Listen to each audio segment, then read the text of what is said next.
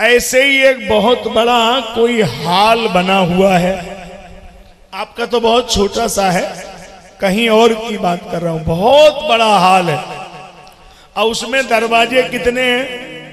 84 अच्छा 84 दरवाजे में 83 दरवाजे बंद हैं। 83 उनमें लॉक पड़ा है। दरवाजा तो है, निकल नहीं सकते आप। अच्छा एक अंधा आदमी उसमें फंस गया। क्या क्या बोला? अंधा आदमी फंस गया। अब वो अंधा आदमी जब फंस गया उसमें तो क्या कर रहा है? वो बार बार चलना शुरू करता है और गिनती शुरू करता है। 1 2 3 4 5 6 7 8 9 10 और गिनती करते करते कहां आ गया? 83। अब दरवाजा कौन सा बचा? जिसमें गेट लगा है, यहीं से निकलना है। और देखो साहब ऐसी विडंबना, अंधा आदमी है, 83 पार हो चुका है और 84 वाले पे जैसे ही आया और वैसे ही उसको खुजली आ गई तो वो खुजलाने लगा, वो दरवाजा निकल गया। अब फिर उसने शुरू किया 1 2 3 4 और जैसी 83 पे आया फिर खुजली होने लगी, 84 फिर निकल गया। अब बताओ इससे ज्यादा कोई विडंबना की बात होगी? बोलो है गलत बात की नहीं? तो ये खुजली किसको आ रही? अरे हमारी तरफ मत देखिए, अब अपने पे सोचो ना। 83 तो आपका खेल हो चुका है, आखिरी तो मानव शरीर मिला है।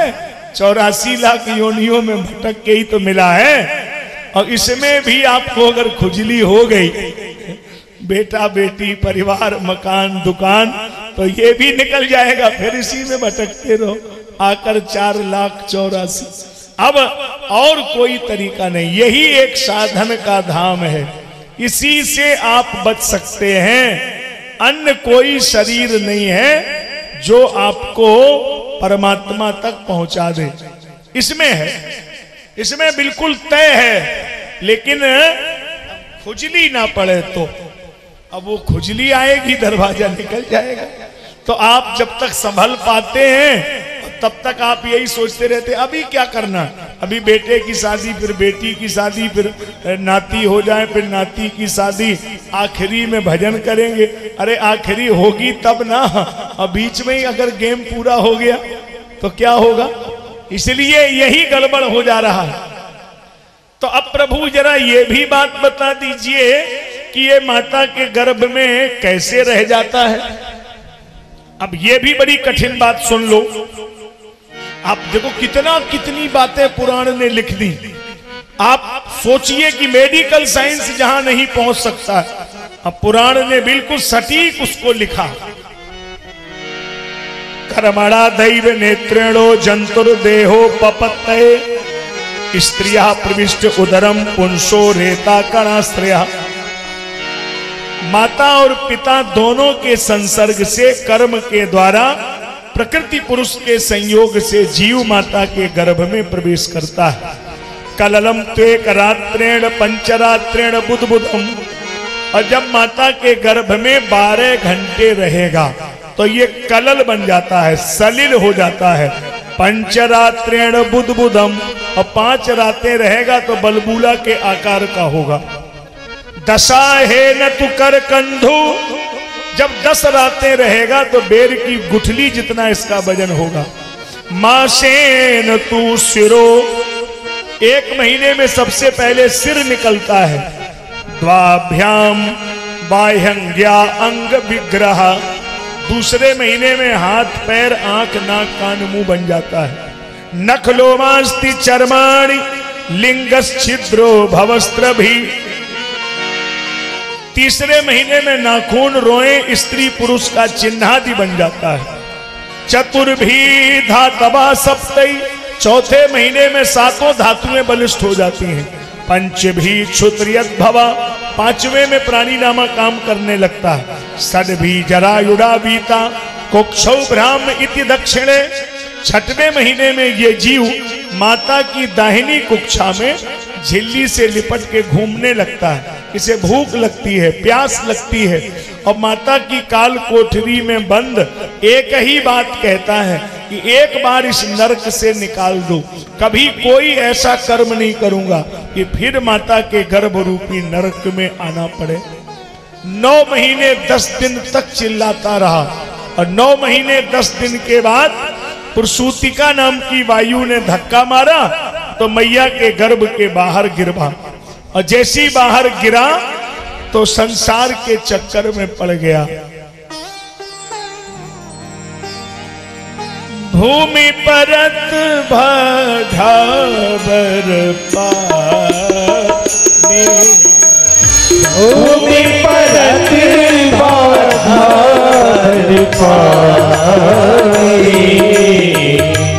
जिमु जी वही माया लपटाई, जिमु जी वही माया लपटाई, भूमि परत भाधावर पानी, भूमि परत भूमि परत भाधावर पानी, जीवनी माया जपताई।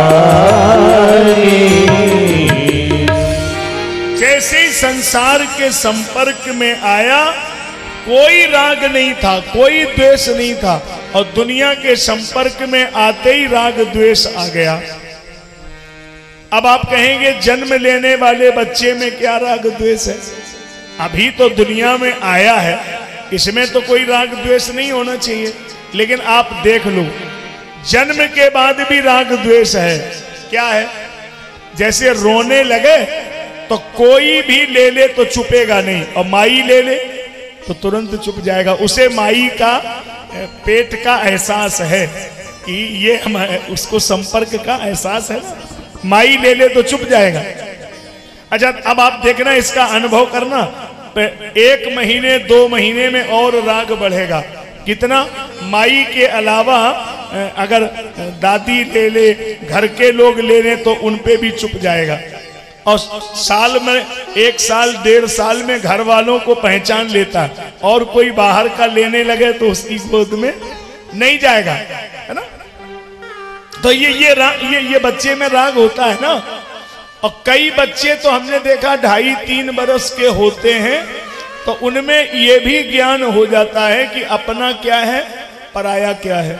अगर उनकी कटोरी पड़ोस वाले के घर में हो तो झट से उठा के ले आएंगे कि हमारी आपके घर में कैसे आ गई। बड़ा ये धीरे धीरे राग द्वेष बढ़ता चला जा रहा है।